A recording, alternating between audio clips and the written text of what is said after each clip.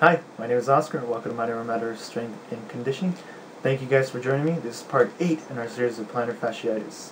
Now in this video we'll perform some simple ankle strengthening exercises. Now these ankle strengthening exercises are different than the previous one. In this one you're going to build your intrinsic muscles, which means the inside of your muscles. They do not cross your ankle joints, so they're a little bit different. And you're not going to need any TheraBand or any other device. You might need a toe separator, but this is one just for one simple exercise that you can do, and it kind of helps you not only perform correctly, but making sure that you do it effectively. Now you're going to begin by warming up. If you have any questions, comments, or concerns, you can post them on the wall.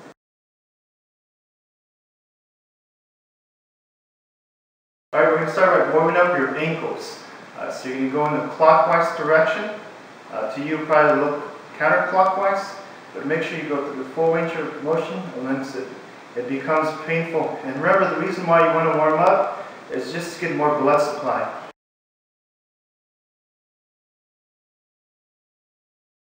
Alright, you're going to continue to warm up by performing the opposite, counterclockwise. And counterclockwise, you might hear clicking when you're going in circles, and that's usually a tendon that's rubbing against the bone. That's what causes the clicking.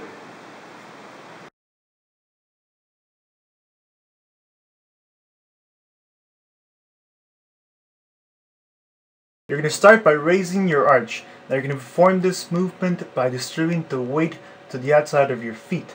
Now doing this will cause the arch to rise. By raising your arch, you're effectively not only distributing the weight, but activating a lot of the muscles that are supposed to be doing most of that work.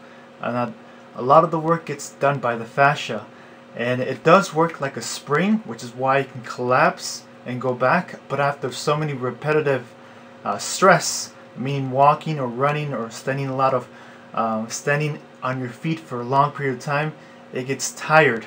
Now you perform this movement every single time you take a step, except that your arch sometimes does not rise up as properly, and that's because some of the muscles are not working correctly. So doing this exercise will help you not only teach you how to collapse your arch, but also teach you how to activate those muscles.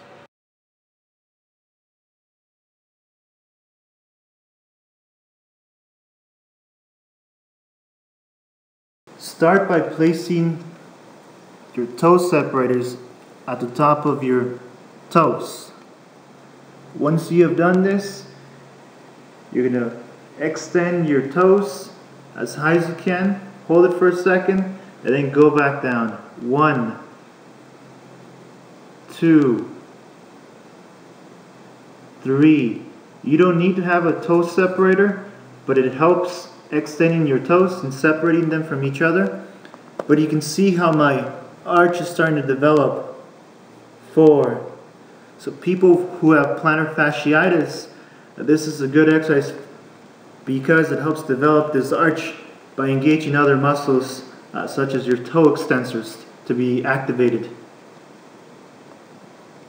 So you want to perform 15 to 20 repetitions. As soon as you're done, you can perform this exercise on the next leg.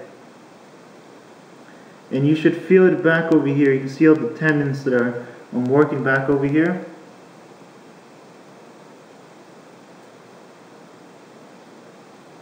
And it doesn't take long to fatigue these muscles because they're small, but you can see how the arch will start to develop. And when they go back down, the arch collapses. So it raises up and collapses. So this is a simple exercise that you can do at home or almost anywhere that allows you to extend your feet.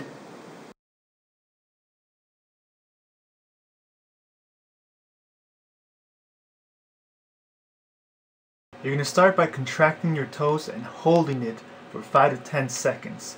Now make sure to only contract your toes.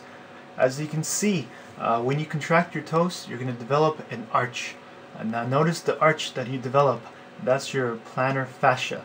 That's doing some of the work by distributing your body's weight, dissipating that weight along your feet. Think about grabbing the towel with your toes. That's kind of what you're trying to do with this exercise, and that will create your arches. For people who have flat feet, this is one of the exercises that they would most likely benefit, because it helps develop that arch by contracting those muscles. So make sure that you don't fully contract your toes, because then you can develop a cramp right in between your plantar fascia. So only contract the top of your toes, make sure you develop that arch, hold it, and then relax. What happens if you contract your toes too much, you'll end up most likely with a cramp, and you want to avoid that. Perform this exercise routine 2 to 3 times a week, depending on your experience, and increase either the intensity by increasing the reps, sets, or the holds. Once again, I want to thank you guys for joining me. And if you have any questions, comments, or concerns, please visit the channel.